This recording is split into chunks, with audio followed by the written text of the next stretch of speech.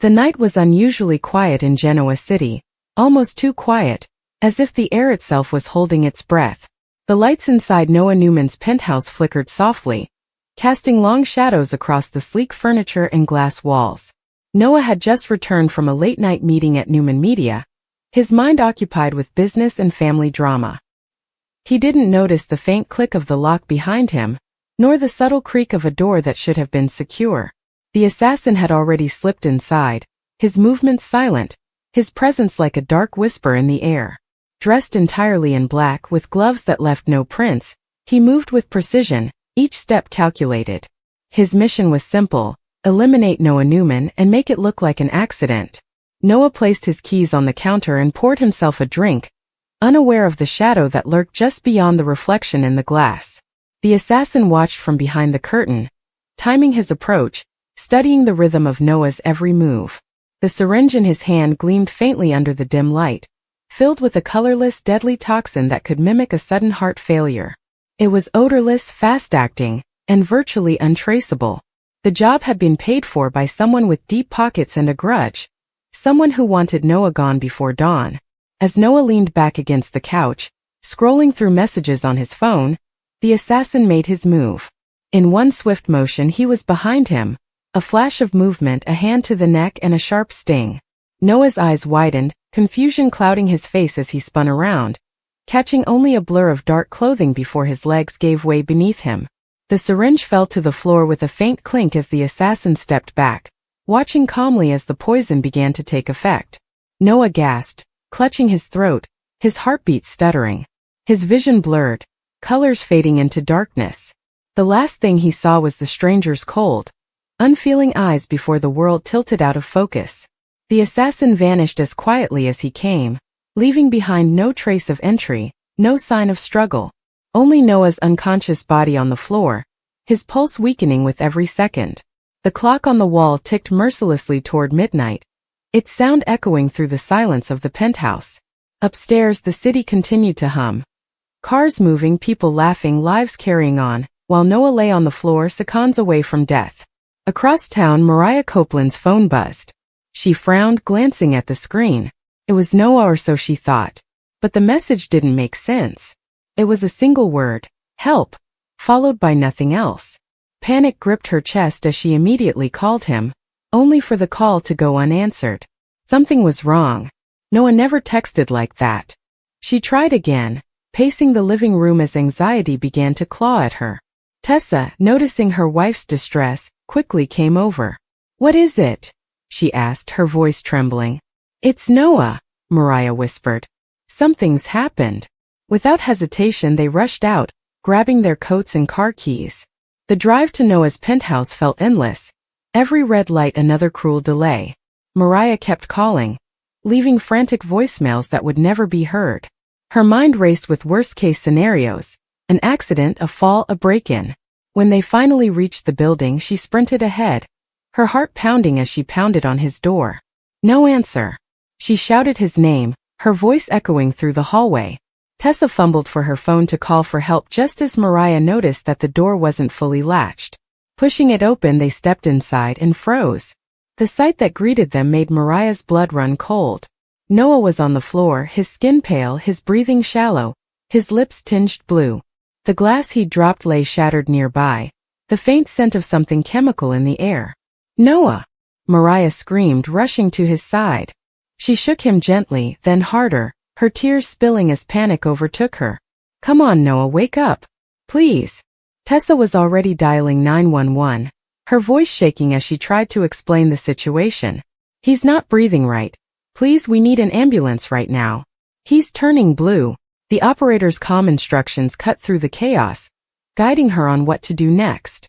Mariah tried to follow every word, checking for a pulse, tilting his head, starting chest compressions when his heartbeat faltered. Each push felt like a desperate plea for him to live. The sirens were still distant, a haunting reminder that help was coming but not fast enough. Mariah's arms began to ache, her vision blurring with tears as she kept pressing on Noah's chest. "Don't you dare leave me, Noah," she sobbed. "Not like this." Tessa's hand trembled as she tried to wipe her own tears away, her voice cracking as she urged the ambulance to hurry. Please, he's getting worse. Please. At the hospital, word of the emergency quickly spread. Dr. Elena Dawson was already on call that night, reviewing charts when the alert came in: male in his early 30s, cardiac distress, possible poisoning. Her heart skipped a beat when she saw the name. Noah Newman. She didn't waste a second, racing toward the ER with her team preparing the crash room. Poisoning cases were always time-sensitive. Every minute mattered. The problem was, without knowing what kind of poison it was, treatment would be a dangerous guessing game. Back in the ambulance, paramedics worked frantically to stabilize Noah. His pulse was faint, erratic.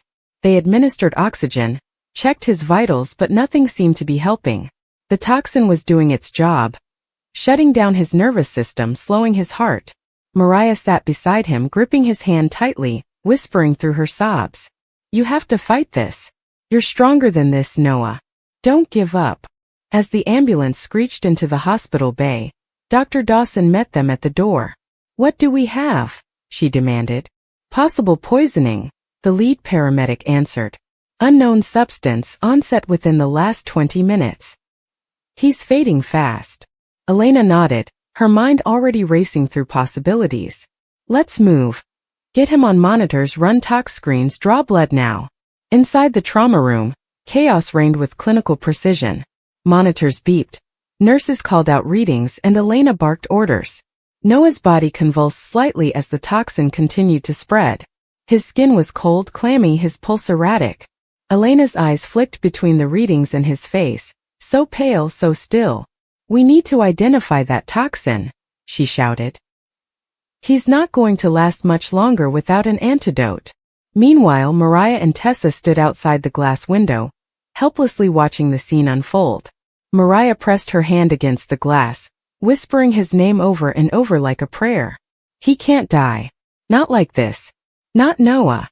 Tears streamed down her face, her mind replaying every moment they'd shared. All the laughter, the fights, the time she'd promised to always protect him. Inside, Elena made a quick decision. He's not responding to standard treatment. Let's try atropine and see if it stabilizes him. The nurse complied, injecting the drug into his 4. Seconds passed. Then a flicker. His pulse jumped just slightly. Come on, Elena muttered under her breath. Don't you dare give up now. Back at the penthouse, detectives were already combing through the scene. Chance Chancellor, ever the calm investigator, examined the syringe that had been left behind. This wasn't random, he said grimly. Whoever did this knew exactly what they were doing. Forensic techs bagged evidence, photographed the entry points, and checked security footage. But the footage had been wiped clean. Professional. Someone powerful wanted this covered up. Back at the hospital, Noah's condition wavered between life and death. His body twitched, his breathing shallow but still present. Elena glanced at the clock, 2 hours since the attack. The window for survival was closing fast. The lab rushed in with partial results. Unknown compound, the tech said breathlessly. But it resembles a derivative of aconitine, wolfsbane extract, engineered synthetically. Elena's stomach dropped. That's one of the deadliest neurotoxins there is. He'll need full cardiac support immediately. She turned to her team. Get the crash cart ready. If his heart stops, we're not losing him. Her voice carried the kind of authority that left no room for argument. Seconds later, the monitor flatlined. The piercing tone filled the room. Mariah screamed from the hallway, pounding on the glass as tears blinded her vision. No! Do something! Elena grabbed the paddles. Clear! The jolt shook Noah's body. No response. Charge again, higher. Another shock. The monitor flickered. A faint pulse. He's coming back, a nurse cried. Relief flooded the room, but it was fragile, tentative. His vitals steady just enough to give hope. Elena exhaled, sweat beading her forehead. We've got him for now. Outside, Mariah collapsed into Tessa's arms, sobbing uncontrollably. He's alive, Tessa whispered, holding her tight. He's alive, Mariah. But Mariah couldn't stop shaking. Who would do this to him? Why? Her voice was barely a whisper, trembling with fear and rage. Chance soon arrived at the hospital, his expression grim. We found traces of synthetic aconitine at the scene, he told them. It was an assassination attempt. Whoever did this knew how to make it look like natural heart failure. Mariah's face turned pale. An assassin? You're saying someone tried to kill Noah? Chance nodded solemnly. Yes. And we're going to find out who. As dawn broke over Genoa City, the hospital quieted. Noah lay unconscious but stable, his body fighting to recover. Machines beeped softly beside him, a fragile rhythm of survival. Mariah sat at his bedside holding his hand, whispering softly. You're going to wake up, okay? You're not leaving us. You've got too much to live for. Elena checked his vitals again and allowed herself a small smile. He's strong, she said quietly. If he makes it through the next few hours, he has a real chance. Mariah nodded, her eyes red but determined. He will. He has to. Outside the room, Chance stood with Victor Newman, who had just arrived. The patriarch's face was carved in fury and fear. Someone came after my grandson, Victor said, his voice low and dangerous. Find out who. And when you do, I'll take care of the rest. Chance met his gaze. You know I can't let you handle it your way, Victor. But I promise you we'll get them. Victor's jaw clenched. See that you do. Meanwhile, in the shadows of an undisclosed location, the assassin watched the news feed on a small monitor. The report showed Noah Newman listed as critical but alive. A flicker of frustration crossed his face. The job wasn't finished. He pulled out his phone and sent a single encrypted message. Target survived. Awaiting further instructions. The reply came seconds later. Finish it. No witnesses. And as Noah's heart monitor beeped steadily in the hospital room, unaware of the danger still lurking in the darkness, one question lingered over Genoa City. Would the doctor's swift hands and Mariah's desperate love be enough to save him before the assassin returned to finish the job? The clock was ticking again, and in a town like this, time was never on anyone's side. The silence in the penthouse was profound, a stark contrast to the chaos that had so recently reigned within its sleek, modern walls. It was the deep, settled quiet of the late hour, broken only by the soft, rhythmic sound of Noah Newman's breathing as he slept, his body and mind finally succumbing to exhaustion after the emotional turmoil of the day. A single dimmed lamp cast long, dancing shadows across the room, illuminating the sharp angles of contemporary furniture and the peaceful, almost angelic, repose on the face of the young man in the bed. He was dreaming perhaps of simpler times, before betrayals and heartbreaks had become the currency of his life in Genoa City, completely unaware that the true nightmare was not something he would wake from, but one that was just beginning to seep into his reality. The floor-to-ceiling windows offered a glittering panorama of the city at night, a tapestry of distant lights and moving cars that seemed to exist in another world entirely, a world oblivious to the fragility of a single life in one of its tallest towers. This serene isolation was the very asset the figure now moving through the room had counted on. Their presence an obscene violation of the trust and safety a home is supposed to represent. They had watched, they had waited, and they had learned the patterns of the building's security and the comings and goings of the penthouse's occupants with a predator's patience. The assassin moved with an unnerving grace, a shadow detaching itself from the deeper shadows of the hallway. There was no sound, not the whisper of fabric against a door jamb, not the faintest creak of a floorboard underfoot. This was a professional, a person who had turned the act of violation into a dark art form. They were clad in nondescript, dark clothing that absorbed the light, and their hands were sheathed in thin latex gloves, leaving no future fingerprint, no trace of identity. Their face was a study in cold focus, eyes narrowed and fixed on the target, all emotion surgically removed from the equation. This was not personal. For them it was transactional. Noah Newman was simply an objective, a problem to be solved, a name on a list to be crossed off. The air itself seemed to grow cold in their wake, as if their mere presence siphoned away all warmth and hope from the space. They paused at the foot of the bed, observing the steady rise and fall of Noah's chest for a moment, a final confirmation of the target's vulnerability. From a small specialized pouch, they produced a syringe, its barrel already filled with a clear, innocuous-looking liquid. There was no hesitation, no last-minute crisis of conscience. The only thing that mattered was the execution of the plan. The plunger was depressed slightly to expel any errant air bubbles, a tiny, gleaming droplet appearing at the tip of the needle, a minuscule portent of the death it carried. The actual puncture was nearly imperceptible, a skillfully delivered sting no more disruptive than a mosquito's bite in the deep stages of sleep. Noah stirred faintly, a subconscious reflex, a muffled murmur escaping his lips as his body registered the tiny invasion, but it was not enough to pull him from the drugging depths of his slumber. His mind, already wrestling with the demons of his waking hours, simply incorporated the sensation into some stray dream. The assassin's thumb was steady, applying slow, inexorable pressure on the plunger, feeding the colorless poison into the rich network of capillaries just beneath the skin. The entire act was over in a matter of seconds. The needle was withdrawn as cleanly as it had entered, and the assassin stood for another moment, a silent sentinel of death ensuring the deed was done. They watched as a single, small bead of blood welled up at the injection site, quickly wiped away with a sterile swab that was then pocketed, leaving no evidence behind. With the same ghost-like precision they retreated, melting back into the darkness from which they had emerged, the penthouse door clicking shut with a soft, final sound that was somehow more terrifying than any slam. They were gone, vanished into the night, leaving behind only the poison now coursing through the veins of an innocent man. For several long minutes nothing changed. The world continued to turn outside the windows, and Noah continued to sleep. But deep within his body, a silent, insidious war had begun. The compound, a sophisticated, fast-acting toxin designed to mimic catastrophic organ failure, was already hitchhiking on his bloodstream, a deadly passenger racing toward his heart, his brain, his vital centers. It worked on a cellular level, disrupting communication, shutting down processes, silencing the very hum of life. The first outward sign was a subtle shift in his breathing.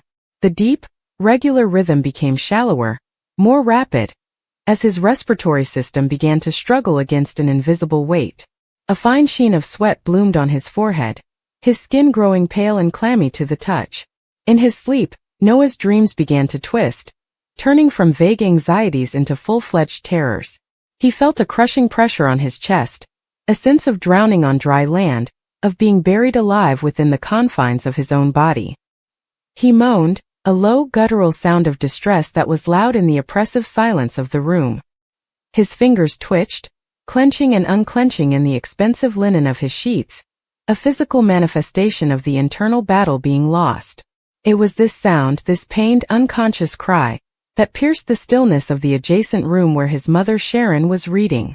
At first, she dismissed it as part of a bad dream, something he'd had his fair share of lately. But when it came again, laced with a tangible agony that made her blood run cold, she was on her feet in an instant. A mother's intuition, that primal, unshakable connection to her child, screamed a warning that logic had not yet caught up with. She rushed into his room, her own heart hammering against her ribs, and the sight that greeted her stole the breath from her lungs. Noah was thrashing now, his movements weak and uncoordinated, his face a ghastly shade of gray. "Noah?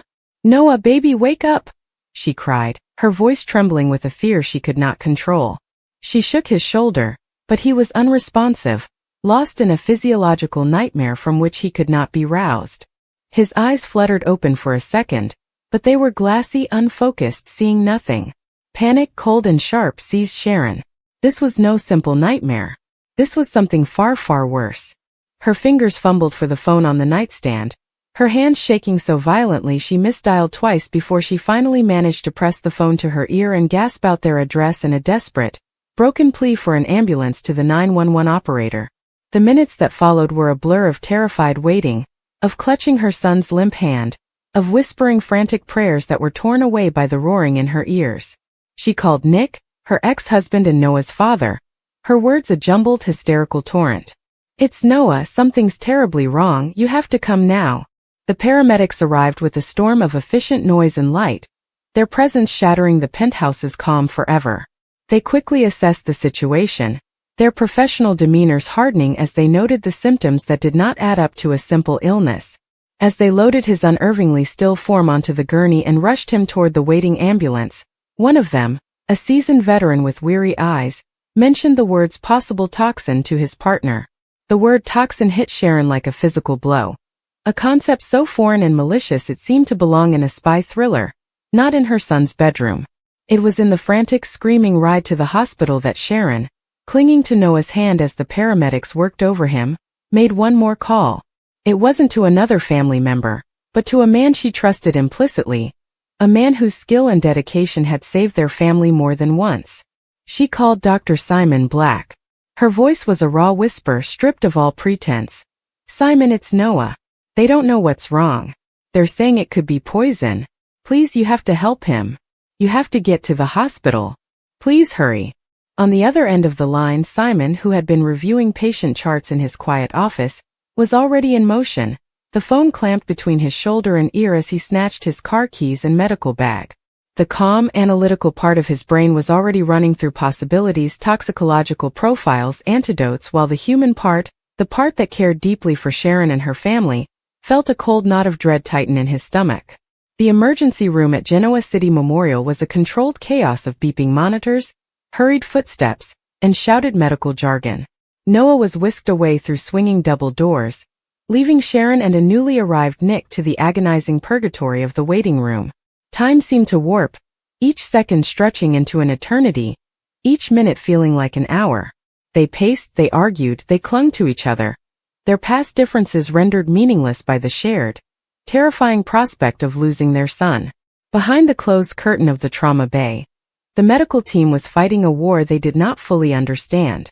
Noah's vitals were crashing, his blood pressure was plummeting, his heart rate was becoming erratic, and his oxygen saturation was dropping dangerously.